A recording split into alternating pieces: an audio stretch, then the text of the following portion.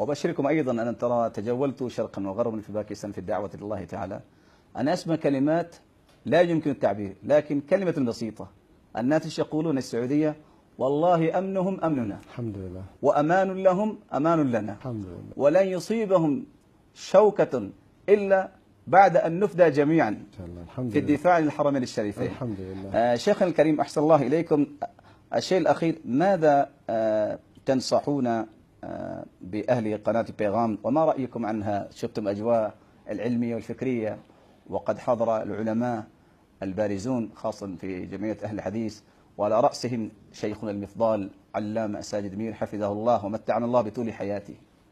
هذه القناة قناة مباركة، وقناة على منهج صحيح وعلى طريق صحيح. وأنا قبل أن نقوم بهذا اللقاء الطيب تجولت في أنحاء هذه القناة، ورأيت كثيرا من ما فيها من جهود، وسمعت كثيرا من نشاطاتها المباركة، واطلعت على شيء من برامجها، وتجولت في أقسام هذه القناة. حقيقة رأيت شيئا عظيما، الحمد لله، رأيت شيئا مباركا، شيئا يثلج الصدر ويفرح كل مسلم. الحمد لله. وكل المسلمين في مشارق الأرض ومغاربها أبشركم أنهم يحبون هذه القناة ويتابعونها، ولها إن شاء الله حضور كبير، وتزيد إن شاء الله مع الأيام حضورها، وتثبت جدارتها، وتثبت أنها قناة توصل الرسالة الصحيحة للإسلام.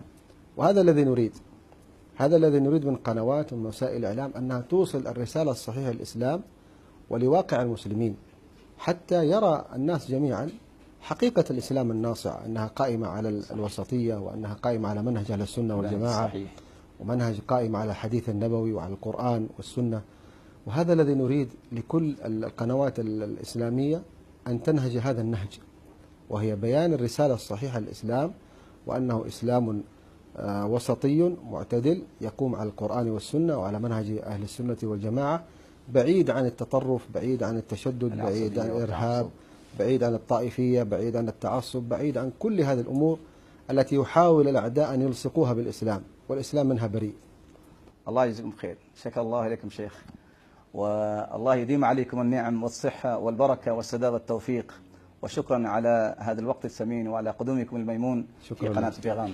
نازلين الكرام، أنا أشكر أمير الجماعة الشيخ ساجد أمير شكرا خاصا، وهو في مقام الوالد، مقام والدنا جميعا، وله جهود كبيرة مباركة، وهو محبوب في السعودية حبا كبيرا الحمد لله، كلهم يحبونه. جهود جبارة ما شاء الله في باكستان، وفي باكستان وفي السعودية كلمة أهل الحديث. الحمد لله، نشكره شكرا خاص جدا على هذه الجهود، ونسأل الله له طولة العمر في طاعته. आमीन, अल्लाहुम्मा आमीन। नाज़रीन किराम, अभी आपने चंद सवालात और चंद जवाबात सुने, और कितने ही बेहतरीन और मुबारक कलिमात के साथ पाकिस्तान और अहले पाकिस्तान को इमाम मुहतरम ने पैगाम दिया। हम दिल की अथाह गहराइयों से इनकी सेहत वाली, खुशी वाली और ईमान वाली लंबी ज़िंदगी की दुआ करते हैं।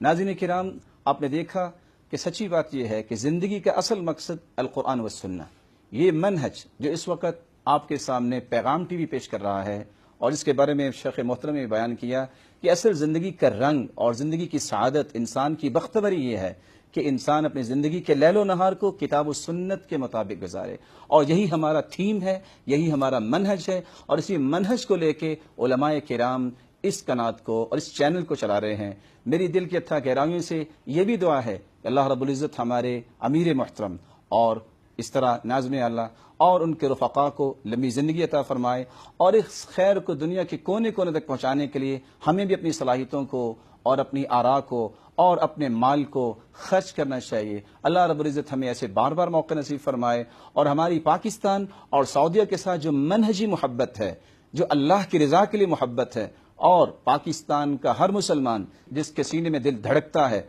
और उसको दीन से मोहब्बत है, वो हरमैन शरीफैन के लिए हर वक्त कुर्बानी देने के लिए तैयार है, और इशारे अबरू पे अपनी जान निशावर करने के लिए तैयार है।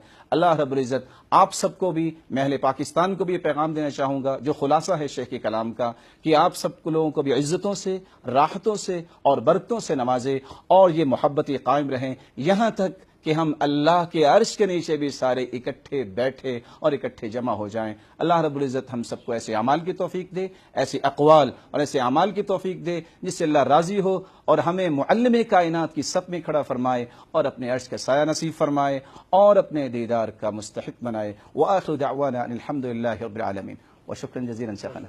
کاروان دعوت قرآن و حدیث، مرکزی جمعیت اہل حدیث پاکستان۔